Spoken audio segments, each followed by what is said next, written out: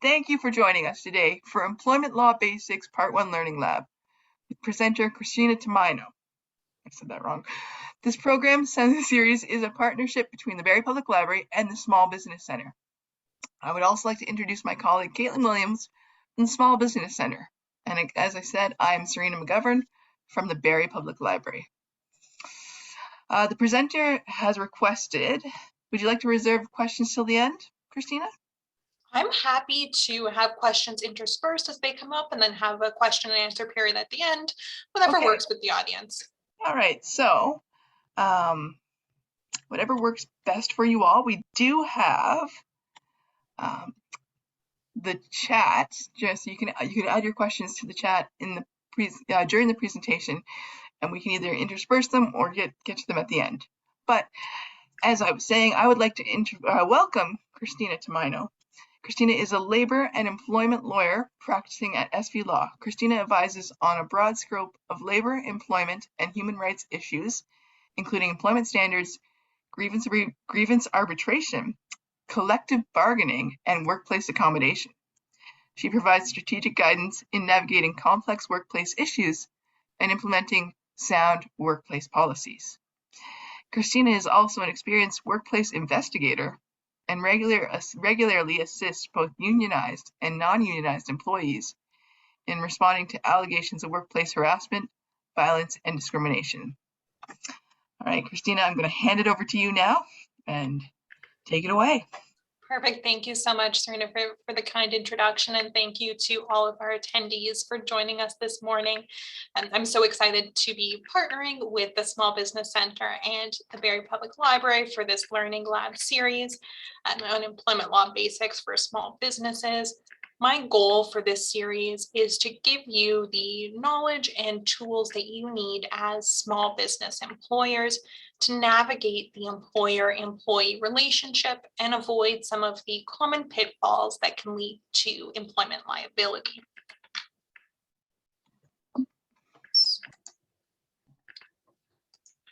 There we go. All right, so I'll just walk us through my agenda for this morning. So I'll start off with an overview of the employment law regime in Ontario. It tends to be a bit more complicated than most employers realize, and there are some overlapping sources of obligations and potential liability that it's important to be mindful of. I'll spend some time discussing compliance with the Employment Standards Act, getting off on the right foot with your employees in that way, as well as implementing employment contracts, establishing workplace policies, and then, as I know it's a hot topic, classifying individuals as either employees or independent contractors, and working out how that determination should be made. And as Serena mentioned, we'll end with questions and discussion, and I'll be keeping an eye on the chat and the Q&A. So if anything comes up as I speak, I'm certainly happy to answer questions as I go. All right, so in Ontario, there are multiple sources of law that govern the employment relationship. So in Canada, employment law is provincially regulated. So what that means is that the law will vary from province to province, jurisdiction to jurisdiction. And so Ontario has a number of employment law related statutes that can come to bear on the employment relationship during its lifespan. So I've listed out a number for you here. Of course, there's the Employment Standards Act. We'll spend some time with that today. The Human Rights Code and the Occupational Health and Safety Act. For our purposes, those are going to be the key statutes that you'll want to be aware of as an employer. And then there's also some others, including the Employment Insurance Act, Workplace Safety and Insurance Act, etc. And if you're unionized, of course, the Labor Relations Act. Now, the Employment Standards Act is, I expect, the piece of legislation that you would be most familiar with as a small employer. The ESA outlines minimum standards for employment in Ontario. So that includes everything from minimum wage, hours of work, overtime, the public holidays that employees are entitled to, vacation pay, and of course, the big one is termination and severance of employment. Now, compliance with the ESA, as you may know, is enforced by the Ministry of Labor, Training and Skills Development. They've recently rebranded. They historically just went by the Ministry of Labor.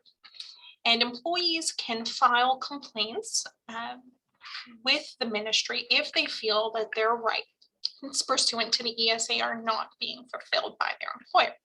So that's something to be mindful of, as there can be liability that follows if employers are not compliant with the Act.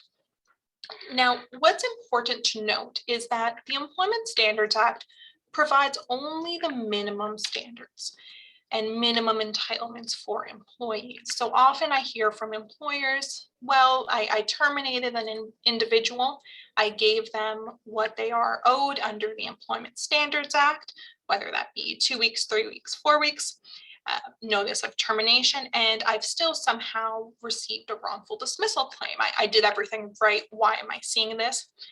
And that's because the entitlements that an employee may have extend far beyond those provided by the Employment Standards Act. And I'll touch on that as we go. One thing I'll draw your attention to, and I believe we'll be able to distribute the slides.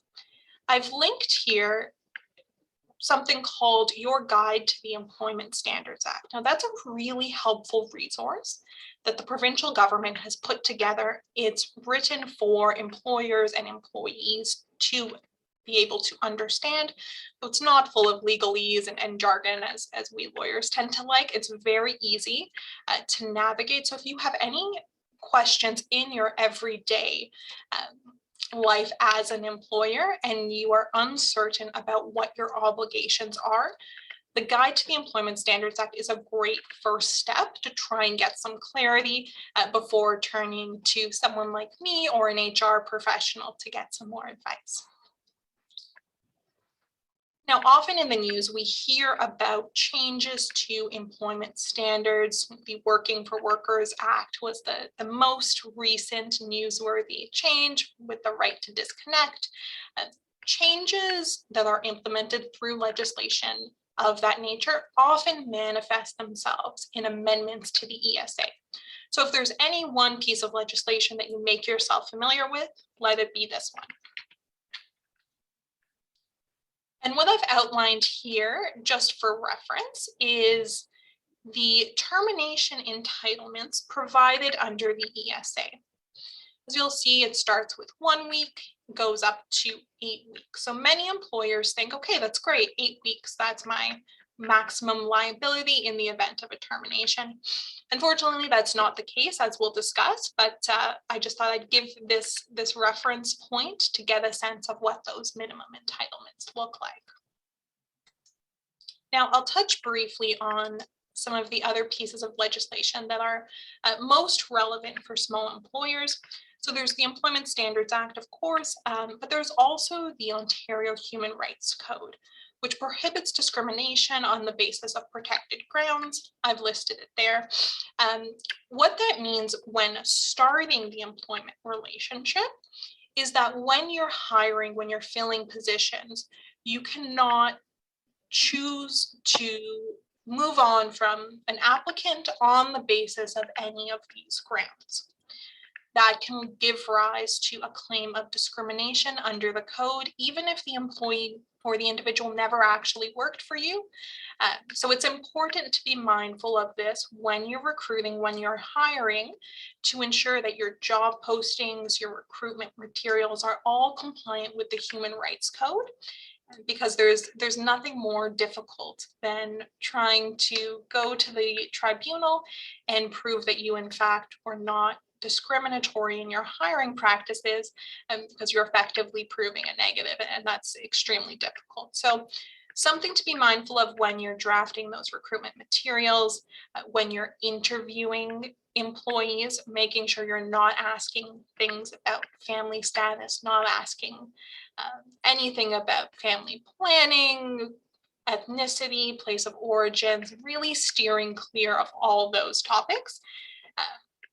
And as we'll discuss in our next series, which is navigating the employment relationship, the Human Rights Code also becomes significant if employees need accommodation during the course of their employment.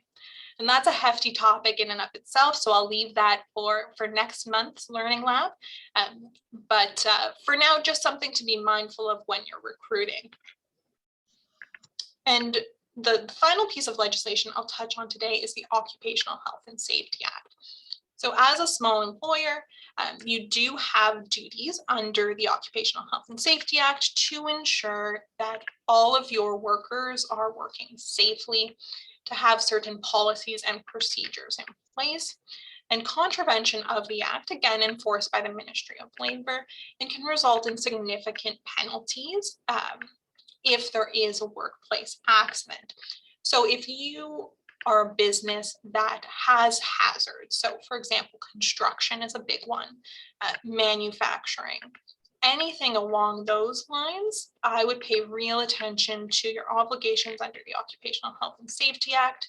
It's well worth the time to ensure that your policies, procedures, and training are in place before something goes wrong. All right, and as you likely know, as employers, there are certain posters or information flyers that you need to distribute to employees when they start working. So I won't go through them in too much detail, but again, as I believe we'll be able to distribute the slides, what I've done is I've linked to all the posters and information pages that you'll need to provide to employees. Typically, if you're in an office or in a workplace, you would just post these all on a bulletin board. With people working remotely, it can get more difficult, but just ensure that these documents are provided to your employees as soon as they start work. All right, and now on to the more juicy aspect of employment law, and that's common law. So common law is referring to judge-made law. Essentially, any time a wrongful dismissal claim or other employment-related claim is brought to trial and there's a decision, that becomes part of the common law. And those decisions are used when assessing future claims. So common law overlaps with ESA entitlements, and the damages that an employer can face at common law are significantly higher than those that they might encounter under the ESA. So it's important to be mindful of these overlapping sources of potential liability, especially when it comes to wrongful dismissal, termination of employment, and implementing employment contracts. So absent an enforceable employment contract, employees are entitled to what's called common law notice of termination. And this is determined based on an employee's age, length of service, the nature of their position, and the availability of similar employment. Roughly, and it's not a formula per se, but roughly that works out to about 3 weeks to a month per year of service, up to a maximum of 24 months. So the entitlements that an employee can receive at common law can be quite high, and employers are often taken off guard by the scope of their liability in a wrongful dismissal claim. So our third series of this Learning Lab series will be on navigating and ending employment relationships. So we'll get into this in a lot more detail in that presentation, but it's worth mentioning at this stage because the start of employment is where you can take some real steps to limit your liability as an employer by making sure that you have enforceable employment contracts, that you're compliant with the ESA, and you have good workplace policies in place to ensure that if something does materialize down the line, you've set a strong foundation as an employer to rely on if you're defending a claim. And so I have here a sample fact scenario that illustrates the value of putting some time and investment in on the front end and saving some significant liability down the line. So in this employment scenario, you have an employee, Angela, she's 55 years old. She's worked for her employer for 15 years and she's terminated without cause.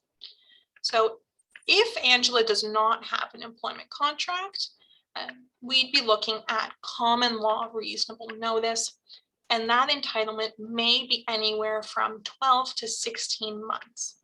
But either notice, which is fairly uncommon, or pay in lieu of notice. So that's quite a hit to an employer.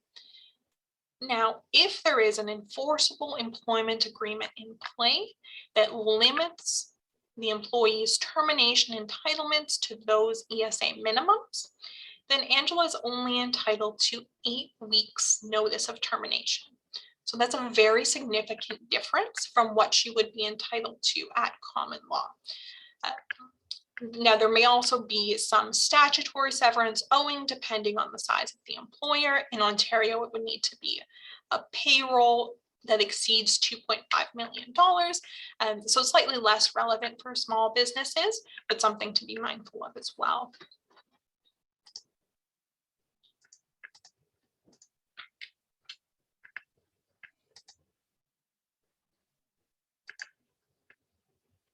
Okay. So we've discussed the two overlapping sources of employment law in Ontario. So there's the legislation, and for our purposes today, focusing on the Employment Standards Act and common law, which provides different and overlapping entitlements to employees and liability to employers.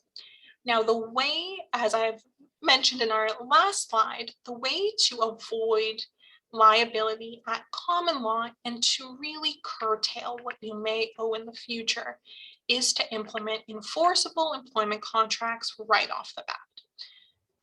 Now, an employment contract is a binding agreement between an employer and an employee, and it governs the employment relationship. So typically employment contracts will include the position, rate of pay, hours of work, overtime entitlements, termination entitlements, benefits if there are any, and really all the core aspects of the employment relationship.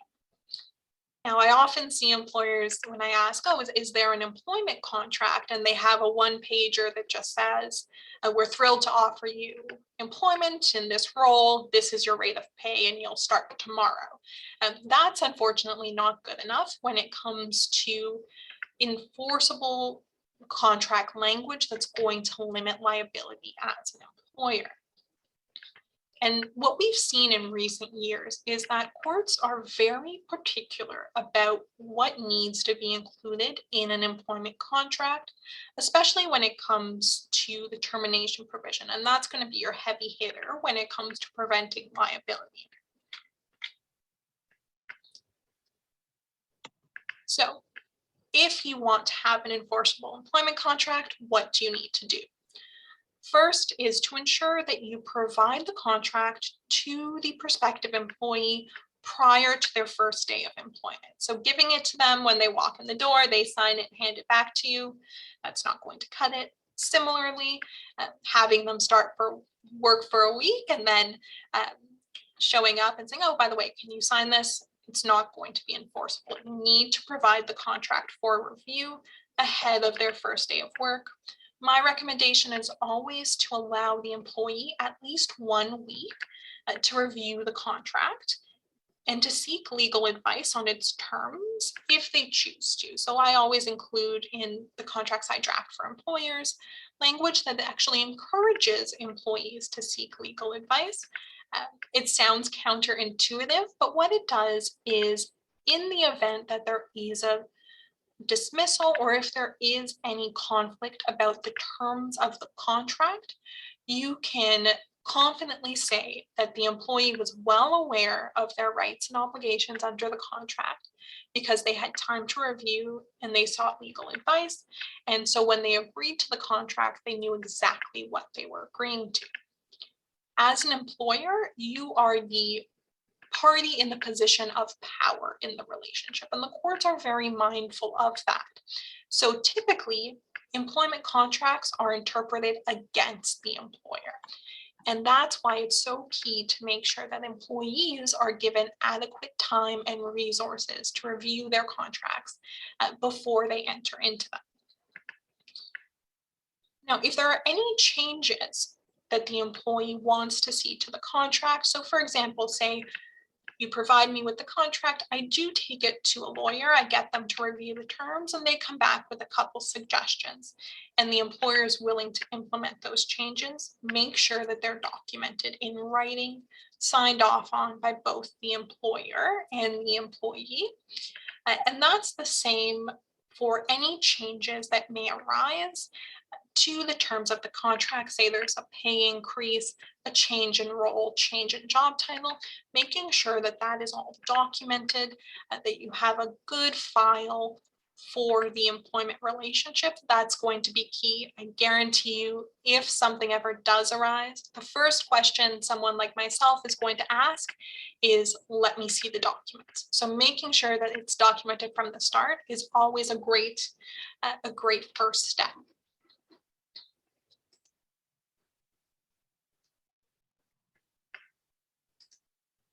All right, and I see I have a question in the chat, and I can certainly answer that now. So Becky would like to know, how would an employer go about changing an employee from an hourly wage to a salary? That's a great question. That's a fairly common occurrence, and what I would do in that case is actually take it as an opportunity to review the employment contract altogether. So for example, you have an hourly worker. Typically, if they're moving to a salary, there's going to be a pay increase of some kind, or at the very least, they're getting an additional benefit in that they now have a regular salary. There's not that fluctuation that happens with hourly work. So in that case, what I would recommend is taking a look at the employment contract that the individual signed when they were first employed. Chances are, if it's more than a year or two old, it likely needs to be updated. As I said, the courts are very particular about what language is included, and that changes very often. So what I would do is take a look at the contract, update it if necessary, and provide it to the employee if any updates are needed, outlining their new salary, providing their terms of employment, and getting them to sign off on that at that point, and acknowledging in the contract that the consideration for the change is this move from hourly to salary. So that's absolutely something that you can do. When it comes to, say you have a fairly recent employment contract, you've taken a look, the terms are great, terms are enforceable, but you'd like to have that move from hourly to salary. So long as the employee is not losing any money in that change, you can also provide what I just like to call a salary confirmation letter, where you would lay out, dear so-and-so, you, as of this day, you will receive an annual salary of $50,000, as opposed to your hourly wage of X. All other terms and conditions of your employment will remain unchanged, and have them sign off on that. So as long as the employee is getting a benefit and they're not losing any rights, then it's that's a fairly easy change to make. And for existing employees, so as I said, it is well worth your time to review your contracts regularly. The language that's required can change from year to year, and often multiple times a year. I'm going back and updating my contract templates very regularly. So it may be that you look at the contracts that your existing employees have signed and think, well, I would really like to update these. Or if there are no employment contracts, you may think to yourself, I think it would be worth the investment of implementing contracts for my existing employees. And that absolutely can be done, but it would require you to provide either notice to the employee or consideration. So say a signing bonus. That's often the easiest way to do it, is to give employees a new contract, provide them a signing bonus, and have the enforceable language imposed in that way. And the reason for that is that by implementing an enforceable termination provision in particular, employees are losing out on their common law notice entitlement. So you're curtailing their entitlements at law, getting protections as an employer. And so for that, you need to give some consideration to the employee. Now I see a question in the chat from Janice. Where does a new employer find employment contract templates? It's a great question. I would recommend reaching out to Employment Counsel to provide templates for you, or to an HR professional. Often HR services will have contract templates that they can provide to you. It's well worth the investment, and I promise it's not just a sales pitch from me. I always say that there are some things that are worth investing in as a business, especially as a new business, and investing some time and some resources in a contract template is going to serve you so well down the line, as opposed to investing that same money in fighting a wrongful dismissal claim. In my mind, it's not worth it for you. That's a loss for your business. It's something you don't want to be dealing with, but going and working with a lawyer to get a good contract template drawn up, that's going to serve you well for all of your employees, and you can use it from one to the next. So certainly, I would very much encourage reaching out to counsel or to an HR professional for that. There are some templates online. I wouldn't recommend them. They tend to be quite generic and often can be targeted to US law, which is very different. As I said, employment law in Canada is provincial. So ensuring that the contract template that you find online is consistent with Ontario employment law can be challenging.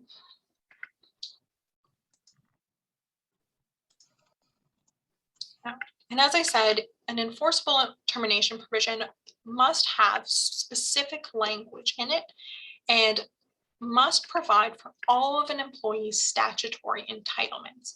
So that includes notice of termination, severance pay, continuation of benefits, vacation pay, and any other compensation that may be owed to that employee.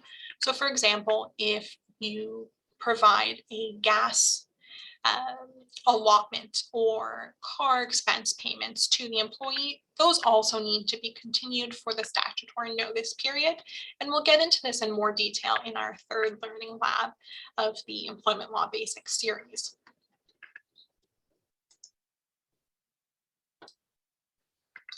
All right. And to complement employment contracts are your workplace policies.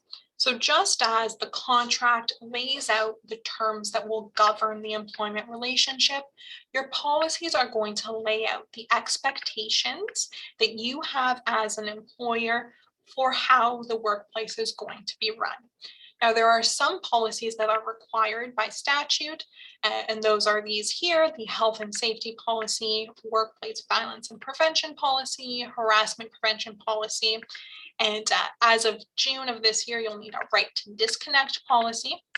Now, the asterisks indicate that the obligations for an employer will vary based on the size of the employer. So likely the pay equity policy, for example, would not apply to anyone listening today, but if you're concerned, certainly it's worth getting individualized advice on whether that is a policy that you need. Now, in addition to the required policies, these are what I call the best practice policies, or the policies that I would recommend as being well worth it for an employer to implement and to provide training to your employees. So this includes a code of conduct, anti-discrimination, technology and social media. Those are key, especially if you end up in a situation where, for example, one of your employees is posting controversial opinions online and their public profile is linked to your company. That's something that you're going to be very concerned with as an employer, and having those policies in place are going to allow you to react and to deal with the problem efficiently and without incurring any liability. Others include attendance, overtime, vacation, and progressive discipline. Now, these all allow you to effectively manage the workplace and to ensure that employees understand your expectations. And in the event of a termination, particularly a for-cause termination, which again we'll discuss more in our third learning lab, having those policies to point to and to say, okay, this is where we outlined our expectations for you. You were provided with these documents, you were provided training on these documents, so there's no excuse for failing to comply. So as your business grows, having those policies from the outset in, say, an employee handbook or a policy manual is really going to serve you well. All right, and jumping slightly to the hot topic question of employees or independent contractors. Now, I get this question a lot from my employer clients who think they have independent contractors or are hoping to engage someone as an independent contractor. Often it's not the case. So even if you have a contract that says that someone is an independent contractor, in the event of a conflict, that contract is not going to be the deciding factor.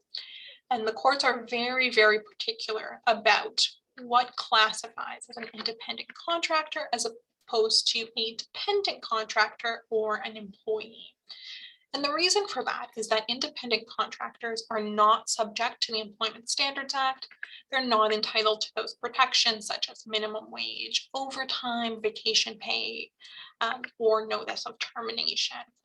And for that reason, courts are very quick to scrutinize whether a relationship is in fact that of an independent contractor or whether it is a dependent or employee relationship.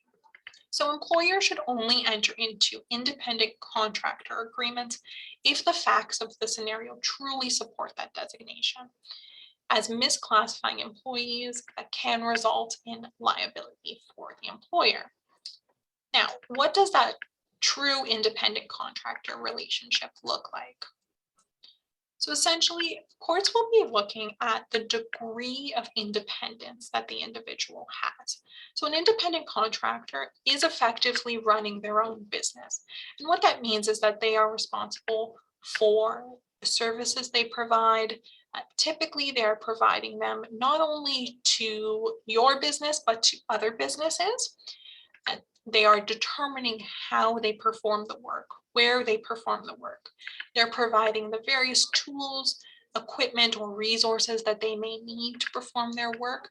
And they have both a risk of loss and a chance of profit. So if they go out and hustle, take chances, their business will see the results accordingly, as opposed to they're working for you 40 hours a week, you're paying them $20 an hour, and that's the entirety of the relationship.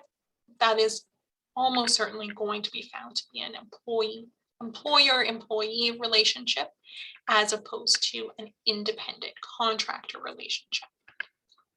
Now, there are some cases where what started out as a true independent contractor relationship morphs into something else. So for example, if someone is providing services to you alongside a number of other businesses, and as time goes on, more and more of their time becomes dedicated to your business. It may not be exclusive, but it's close. In that case, what the courts will say is that that individual, although they're a contractor, they're dependent on you and dependent on your business. And for that reason, they are entitled to certain protections at law, including notice of termination. So that's something to be mindful of when you're engaging with independent contractors or attempting to establish an independent contractor relationship. My recommendation is that you're almost always better off characterizing the relationship as an employee-employer relationship, implementing strong contract language and limiting your liability in that sense. Now, the other option is if you have an independent contractor agreement, including language in that agreement, and this is something I would recommend that you speak to counsel about.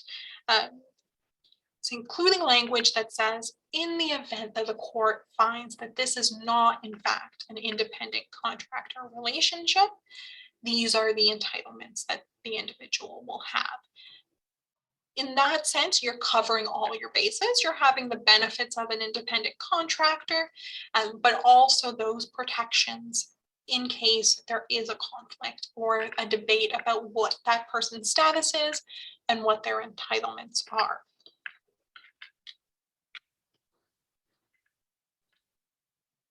All right. And the last thing I'll touch on before turning to questions is of a similar nature, and that's fixed term or indefinite term contracts. So often I'll have employer clients come to me and say, well, we want someone on a contract. And what they mean is they want a fixed term contract. So they want someone for a period of a year to be employed, and the intention is at the end of that year, if they like them, they'll renew it. If they don't, they'll let it lapse. Similar to independent contractor relationships, that's an area where employers can get themselves into some trouble, as the courts are likely to find that if a fixed term relationship recurs, that's going to be seen as a full-time employment relationship. So again, having that language that just says this is a full-time employment agreement, but we have that language protecting the employer, that's going to be the best way to avoid liability.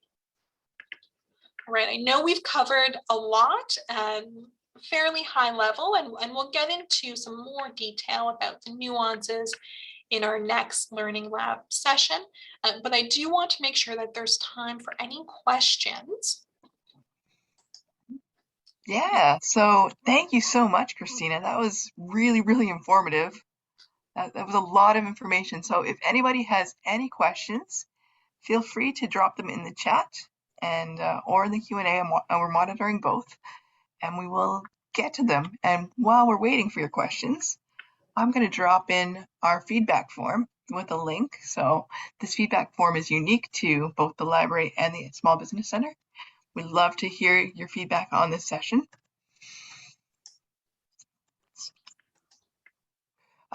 Thank you, Denise. I'm going to throw in the next session for you. The next session for the Learning Lab takes place on the 23rd, and it is Best Practices for Navigating Employment Relationships, Employment Law Basics for Small Business Part 2, and that's on Wednesday, March 23rd.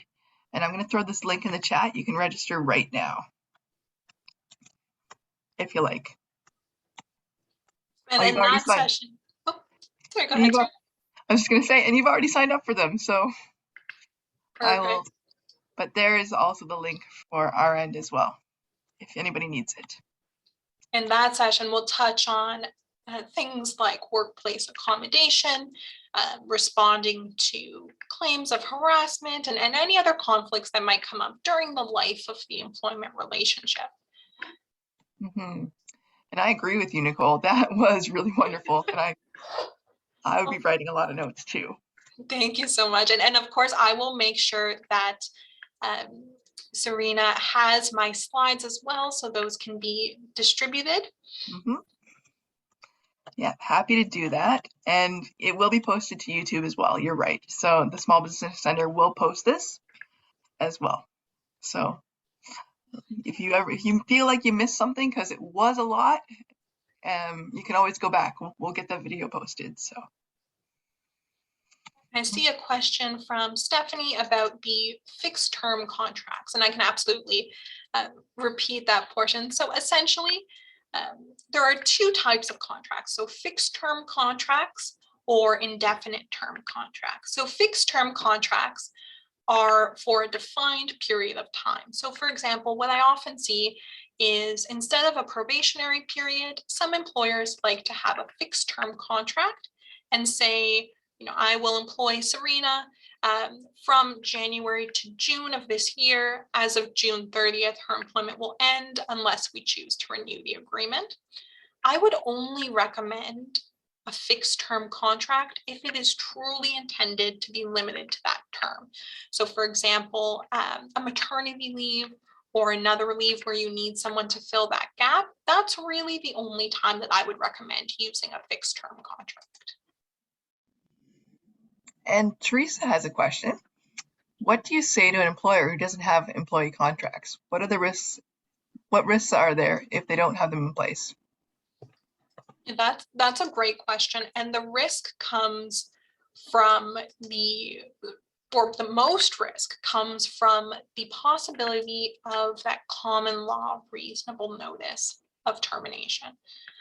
So going back to our example, if you have a long-term employee, someone who's been with you for 8-10 years, their entitlements on termination can be very significant. If someone is, say, 20 years, you might be looking at 2 years of salary, and that can be a big hit to an organization.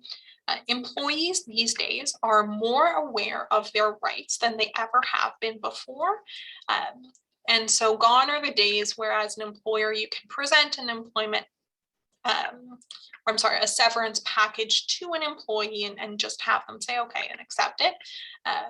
The employee side members of my profession have some really effective marketing at play. I'm sure you've heard the talk radio shows about termination entitlements. And what that means is people are really pushing in the event of a termination to get their maximum possible compensation. And so awards against employers are getting higher and higher.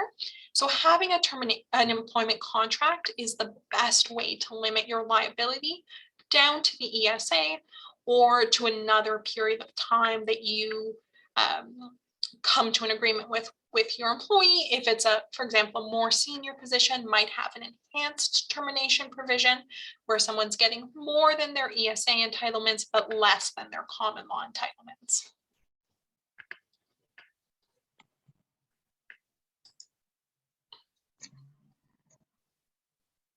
Nicole asks, any recommendations for employee contracts for summer students or Christmas help? That's a good question. Yeah, that's a great question. And that's actually one of the few scenarios where I do think a fixed term contract makes sense. If you know that you're only going to have the help in for the holiday season or over the summer, defining those terms, having that in writing, still having the good, strong, enforceable termination language, that's a great way to make sure that everyone is aware of the scope and duration of the employment relationship. And certainly I know from my own days in retail way back when that sometimes summer or Christmas help can extend. And that's one of the cases where if, say, you had someone working during the summer, they're great, you'd really like to keep them on. What I would recommend is you offer them an updated employment contract with an indefinite term at that point. That's great. Lima asks, what are the legal requirements when hiring students? That's a great question. So essentially, the hiring students is not different from hiring anyone else. What you want to be mindful of is the requirements under the ESA. You can't schedule them during school hours. The real difference that I would emphasize is when it comes to health and safety. Injuries for young workers are the most common, and the Ministry of Labor is incredibly concerned with ensuring the safety of young workers, as they should be. And so what that means is if a young worker is injured while they're working for you, that's going to result in some fairly significant charges and fines that would ensue from that. So what I would recommend is really emphasizing the health and safety training, workplace harassment and violence training, and making sure that your students are aware of your policies, aware of the avenues that they have if something comes up. But otherwise, Same as hiring anyone else. No real unique considerations there. And I would also just add in there that we have a database called Law Depot, which gives you sample employment contracts, human resources forms, and more. I'm going to just throw that in the chat here, and I'll ask my next question, which is from Teresa. Is it legal to include a probationary period for a new hire, like 3 months, for example? Absolutely. So there's actually a 3-month probationary period built into the Employment Standards Act. So for the first 3 months of employment, you can terminate an employee without notice or pay in lieu of notice. Once they've passed that probationary period, that's when the termination entitlements kick in. So as an employer, you can have a probationary period that's longer than that 3-month period. So sometimes employers want, say, a 6-month probationary period. It's just important to be mindful that once the ESA probationary period, that 3 months has ended, you do owe the employee termination entitlements, even if they're still in your probationary period, if that makes sense.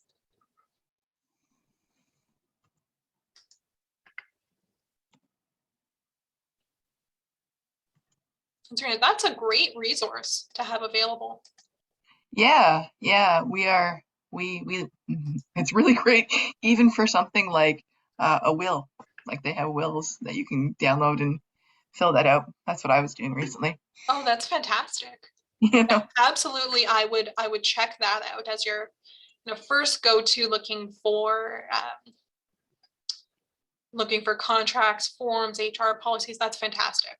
yeah. And thank you, Nicole. I'm glad that you've used it and that it is very user friendly. I found that too with the wills, as an example, that it was really simple, like sort of like fill in the blank. Excellent. I might actually have to check that out myself. People keep telling me I should have a will. Yeah, honestly, I finally I was like, yeah, you're right, I should. So I did it. Any other questions today on this blustery winter day? Because that was really, really a lot of information and really informative, and I learned a ton. I think you all who are, looking at starting your small business, I think you all are so brave and like more power to you. You guys are Oh, awesome. absolutely. Like And there's so many things to consider. absolutely. And, when you're running a small business, you have to wear a lot of hats. And the HR hat is often one that people don't expect to be as complicated as it is.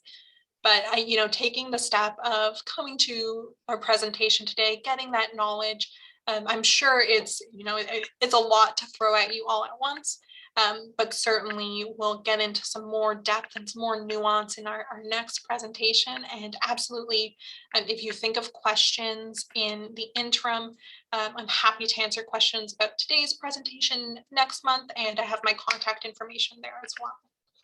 And yeah, if you haven't filled out the feedback form, feel free to do that. But sign up for next month because you know what, this was great. Yeah, I am like the other sessions are going to be great. Ah, there we go. Janice asks, where do we find tax forms for new employees? That is a great question. You should be able to find tax forms. Let me just confirm here.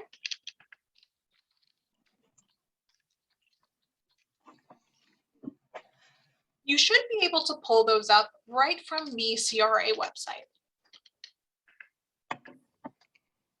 It is that lovely time of year where we all have to start thinking about that. Yeah, it sure is. That's my, I dread it every year. Yeah. Nicole also suggests the CRA website. That seems like a natural thing, but the CRA website is not the most user-friendly either. No, it's not. Yeah. Oh, and Dawn says there are both federal and provincial TD1 forms that need to be completed. Thank you, Dawn. Again, I love that we're learning together. We're sharing information. This is so fantastic.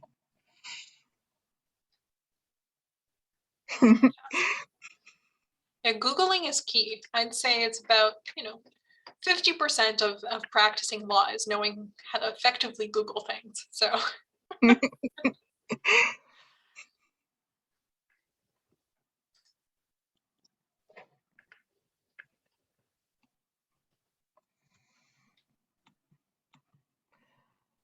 Well, if anybody has any more questions, feel free to drop them in, but I'm going to, imagine starting, yes, exactly. 1985 with no Google, I can't imagine it.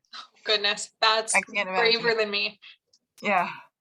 Dawn, and the forms change every year. That is so good to know that they're updated annually. So everyone check on those forms that Dawn's talking about. That sounds like it's And interesting.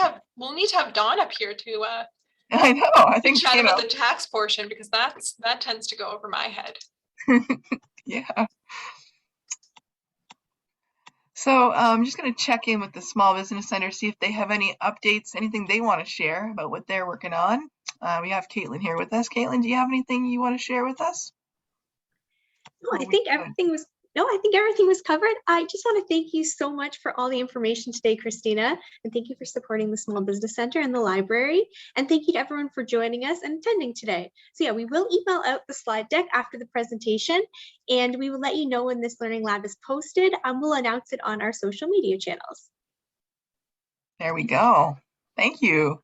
Thank you so much for having me. I'm so glad I was able to join today, and I'm looking forward to next month. Yeah, we've still got four minutes or so. So again, if you still have those questions, pop them in the chat. We are here to answer them. And I'll do a quick little shameless plug for the library, because that's what I do. Just so you know, you can borrow books about employee selection, interviewing, and managing employees from the library, as well as download, of course, the free employment contracts, human resource legal forms from Law Depot. And I did share the link in the chat, so if you haven't checked out Law Depot, definitely do so, because it might save you some frustration and time. I always say work smart, not hard. And that's what I suggest. Yeah, check out Law Depot. I see one more question. Yeah. When hiring for an 8-month seasonal business, would you recommend fixed term contracts? So in that case, only if you are not expecting the employees to return.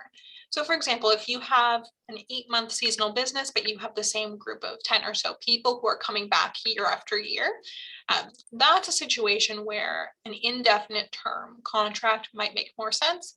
If you're not expecting anyone to return, then a fixed term would work. That can be a bit of a complicated scenario as well. So you might be well served looking for some individualized advice on that one.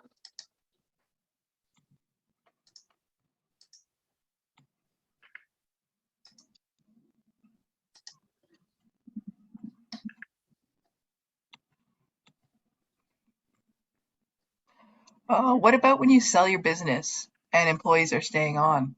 That's an interesting. That's a great question. So sale of business considerations can get pretty complicated. If employees are staying on, typically the terms of that will be worked out in the sale agreement. And so definitely worth making sure that you have employment counsel take a look at that agreement before you sell. It can vary in the way that that's treated. Often what I see is employees will simply sign a new contract that says they're now employed with new business, have some continuity from their old business. So for example, if it's a fairly seamless transition, then there's really nothing owing from the old employer. If there's a break, say, 13 or more weeks between the old business ceasing to operate and the new business starting up and rehiring employees, then there may be some termination entitlements on the line. But typically that is all going to be outlined and addressed in your sale agreement. Oh, Nicole just went through this. Can we unmute her, Caitlin?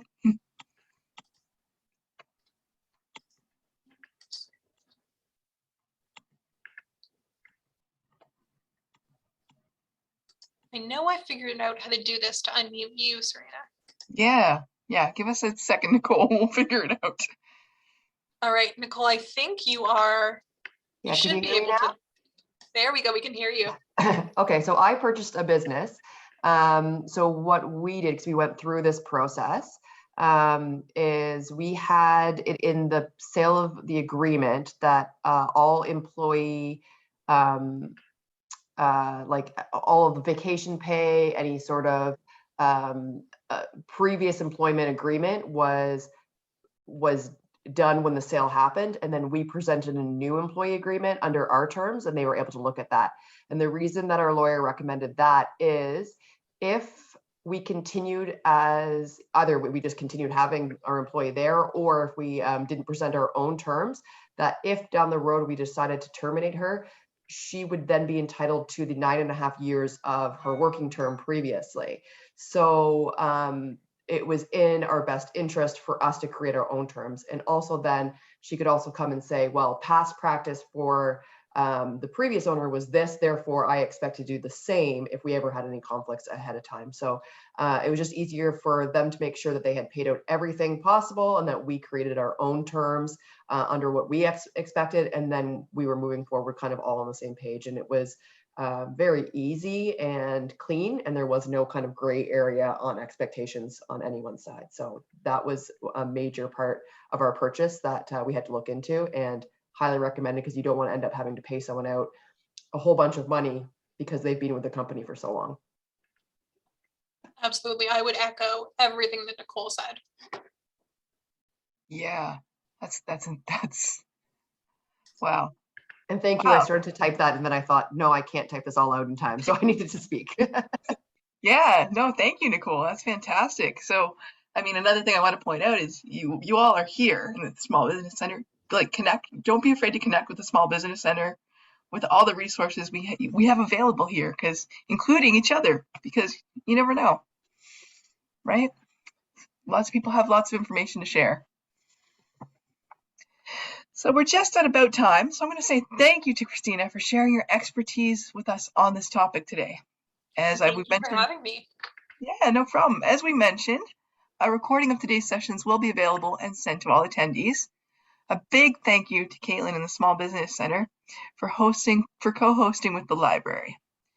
And one more time, I'm just gonna, hit that feedback form home. Please complete the feedback form. It's in the chat, and let us know how we did today. And let us know what programs you want to see in the future, because this is, a really fantastic resource, because we also we get to connect with Christina, our presenter, and then with each other. So that's fantastic. So again, the next Learning Lab date is in the chat. It is March 23rd, and we hope to see you all there.